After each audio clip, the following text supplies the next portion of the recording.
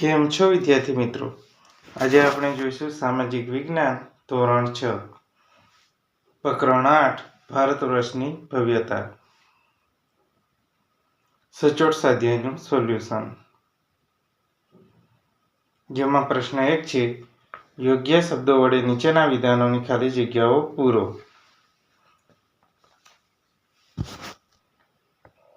પહેલી ખાલી જગ્યા છે, નિદર્શન કલામાં નૃત્ય અને નાટકનો સમાવેશ થાય છે. 2. દક્ષિણ ભારતનું વિશિષ્ટ સાહિત્ય સંગમ સાહિત્ય છે. 3. ચંદ્રગુપ્ત મૌર્યના દરબારમાં મેગેસ્થનીસ ગ્રીક એલચી હતો. 4. મધ્યપ્રદેશમાં ભીમબેટકા સ્થળેથી પાષાણ યુગના ચિત્રો મળી આવેલ છે. 5. ઈસવીસન પૂર્વ 5મી સદીના સિક્કાને પંચમાર્ક કોઈન તરીકે ઓળખવામાં આવે છે. વિદ્યાર્થી મિત્રો, વિડીયોને લાઈક અને ચેનલને સબસ્ક્રાઇબ જરૂરથી કરો. પ્રશ્ન 2. નીચેના પ્રશ્નોના ટૂંકમાં ઉત્તર આપો. પહેલો પ્રશ્ન છે, વૈદિક સાહિત્ય વિશે ટૂંકમાં જણાવો. વિદ્યાર્થી મિત્રો, વૈદિક સાહિત્યની શરૂઆત વેદકાળમાં વેદોની રચનાથી થઈ હતી. વેદો 4 છે: ઋગ્વેદ, યજુર્વેદ, સામવેદ અને અથર્વવેદ. વેદોને સમજવા માટે બ્રાહ્મણ ગ્રંથો અને આરણ્યકોની રચના કરવામાં આવી. તેમાં શતપથ બ્રાહ્મણ, ગોપદ બ્રાહ્મણ અને બૃહદારણ્યક સૌથી મહત્વના ગ્રંથો છે. આ ઉપરાંત ઉપનિષદો, પુરાણો, સ્મૃતિઓ વગેરેનો સમાવેશ વૈદિક સાહિત્યમાં થાય છે. પ્રશ્ન 2. પ્રાચીન ભારતમાં કયા કયા વિદેશી મુસાફરો પ્રવાસીઓ આવ્યા હતા? વિદ્યાર્થી મિત્રો, પ્રાચીન ભારતમાં ચંદ્રગુપ્ત મૌર્યના સમયમાં ગ્રીક પ્રવાસીઓ મેગેસ્થનીસ, ચંદ્રગુપ્ત દ્વિતીયના સમયમાં ચીની પ્રવાસી ફાહિયાન, હર્ષવર્ધનના સમયમાં ચીની પ્રવાસી યુએન ત્સાંગ અને ગ્રીક નાવિક ટોલેમી વગેરે વિદેશી મુસાફરો પ્રવાસીઓ આવ્યા હતા. સ્તૂપની મધ્યમાં બુદ્ધના અવશેષોને ધાબળામાં રાખવામાં આવતા. બૌદ્ધ સાધુઓ આ સ્થળે ધ્યાન ધરતા. ચૈત્યો એટલે પ્રાર્થના ગૃહો. ચૈત્યોને ગુફાની જેમ પર્વત કોતરીને બનાવવામાં આવતા. ચૈત્યોમાં ગુફામાં જ હારબંધ સ્તંભો, દરવાજા, વિશાળ પ્રાર્થના મંડળ વગેરે કોતરવામાં આવતા. ચૈત્યોનો ઉપયોગ પ્રાર્થના ગૃહ તરીકે કરવામાં આવતો. ચોથો પ્રશ્ન છે, તક્ષશિલામાં કયા કયા વિષયોનું શિક્ષણ આપવામાં આવતું હતું? વિદ્યાર્થી મિત્રો, તક્ષશિલામાં નીતિશાસ્ત્ર, સંસ્કૃત, વ્યાકરણ, ખગોળ અને જ્યોતિષ, હિન્દુ ધર્મ અને દર્શન વગેરે વિષયોનું શિક્ષણ આપવામાં આવતું હતું. પ્રશ્ન 5. ગુપ્ત વંશના કયા કયા રાજવીઓના સિક્કાઓ મળી આવ્યા હતા?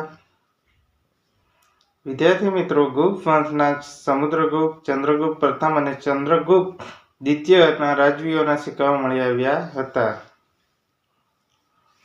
વિદ્યાર્થી મિત્રો, હવે આપણે જોઈશું પ્રશ્ન 3. નીચેના વિધાનો ખરા છે કે ખોટા તે જણાવો. 1. ઉપનિષદોમાં માંડુક્ય, મત્સ્ય અને મુંડક ઉપનિષદોનો સમાવેશ થાય છે. આમાં જવાબ આવશે ખરું. 2. ગ્રીક નાવિક ટોલેમી લખેલા ઇન્ડિકા નામના ગ્રંથમાંથી ભારતમાં બંદરો વિશેની માહિતી મળે છે. આમાં જવાબ આવશે ખોટું. ત્રીજું છે, હિલોરાની ગુફામાં મળી આવેલા બુદ્ધની જાતક કથાઓના ચિત્રો જગવિખ્યાત છે. આમાં જવાબ આવશે ખરું. ચોથું છે, ગાંધાર શૈલીમાં ગ્રીક અને ભારતીયના મૂર્તિકલાનો સંગમ જોવા મળતો હતો. જવાબ આવશે ખરું. 5. પ્રાચીન ભારતમાં ગાંધાર પ્રદેશમાં આવેલા નાલંદા વિદ્યાપીઠ જગવિખ્યાત હતી. જવાબ આવશે ખોટું. વિદ્યાર્થી મિત્રો, હવે જોઈશું આપણે પ્રશ્ન 4. ટૂંક નોંધ લખો. પહેલી ટૂંક નોંધ છે, ધર્મેતર સાહિત્ય. વિદ્યાર્થી મિત્રો, જે સાહિત્યનું વિષય વસ્તુ ધર્મની બહારનું હોય તેવા સાહિત્યને ધર્મેતર સાહિત્ય કહેવામાં આવે છે.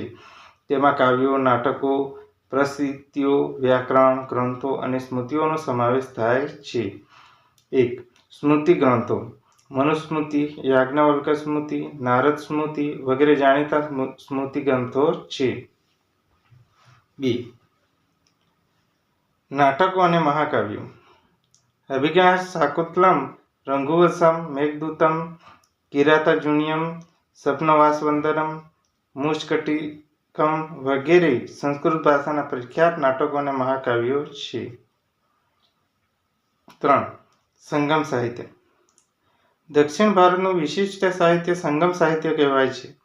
તેમાં શિલ્પદિકારમ અને મણિમેખલાઈ નામના વીરકાવ્યો મુખ્ય છે. મહાન વ્યાકરણશાસ્ત્રી પાણિનીએ અષ્ટાધ્યાયી નામના વ્યાકરણ ગ્રંથની રચના કરી હતી. ગુપ્તકાળમાં રાજાઓના પ્રશસ્તિ કાવ્યો રચાયા હતા. તેમાં હરિસેન રચિત પ્રયાગપ્રસ્તી અને બાણભટ્ટ રચિત હર્ષચરિતમ મુખ્ય છે. વિદ્યાર્થી મિત્રો, હવે જોઈશું આપણે બીજી ટૂંક નોંધ. પ્રાચીન ભારતના સ્થાપત્યો. વિદ્યાર્થી મિત્રો, પ્રાચીન ભારતના સ્થાપત્યની શરૂઆત હડપ્પા સભ્યતાની નગર રચના, અનાજના કોઠારો, સ્નાનગૃહ, ગટર, આયોજન, જાહેર રસ્તાઓ વગેરેના બાંધકામથી થાય છે. આપણા પ્રાચીન સ્થાપત્યો ઇજનેરી કળામાં ઉત્તમ નમૂના છે. તેમાં ગુફા સ્થાપત્ય, મંદિર સ્થાપત્ય અને મહેલોના સ્થાપત્યોનો સમાવેશ થાય છે. જેમાં પહેલું છે ગુફા સ્થાપત્યો. ગુફા સ્થાપત્યોમાં બારની પહાડીઓ, નાસિકના ગુફા શિલ્પો, અજંતા એલોરા અને અમરાવતીના ગુફા શિલ્પોનો સમાવેશ થાય છે. બીજું છે શિલ્પકલા. ગ્રીક અને ભારતીય કલા શૈલીનો સંગમ. ભારતીય શિલ્પકલાના બે પ્રકાર હતા, એક ગાંધાર કલા અને બીજી મથુરા કલા, સંપૂર્ણ ભારતીય કલા.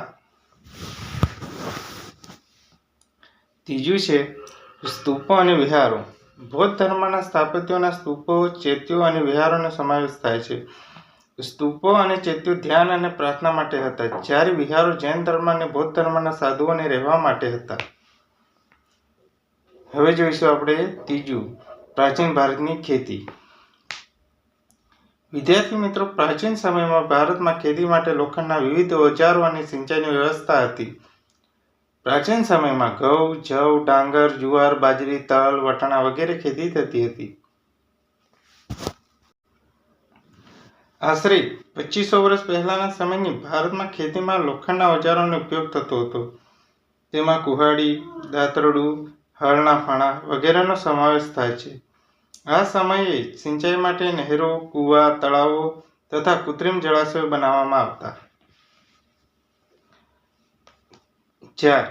ગ્રામીણ અને નગર જીવન. વિદ્યાર્થી મિત્રો, પ્રાચીન સમયમાં ગ્રામીણ જીવન અને નગર જીવન ઉત્તર ભારત અને દક્ષિણ ભારતમાં નીચે પ્રમાણે જોવા મળતું હતું. 1. ઉત્તર ભારતમાં ગામનો વડો ગ્રામ ભોજક કહેવાતો. આ પદ વંશ પરંપરાગત હતું. 2. દક્ષિણ ભારતમાં 3 પ્રકારના લોકો રહેતા હતા. 1. મોટા જમીનદાર, 2. નાના ખેડૂતો અને 3. જમીન વિહોણા મજૂરો. 3. આ સમયમાં મોટાભાગના શહેરો રાજધાનીમાં સ્થળો હતા.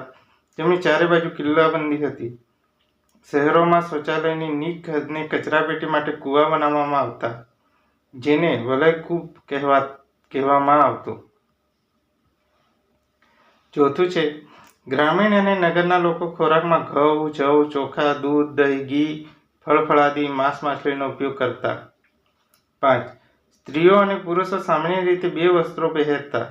શરીરના ઉપર ભાગનું વસ્ત્ર વાસ કહેવાતું, જ્યારે શરીરના નીચે ભાગનું વસ્ત્ર નીવી કહેવાતું. તેઓ ક્યારેય ઉપરના વસ્ત્ર પર દુપટ્ટા જેવું અધિવાસ લપેટતા હતા. વિદ્યાર્થી મિત્રો, વિડીયોને લાઈક અને ચેનલને સબસ્ક્રાઇબ જરૂરથી કરો.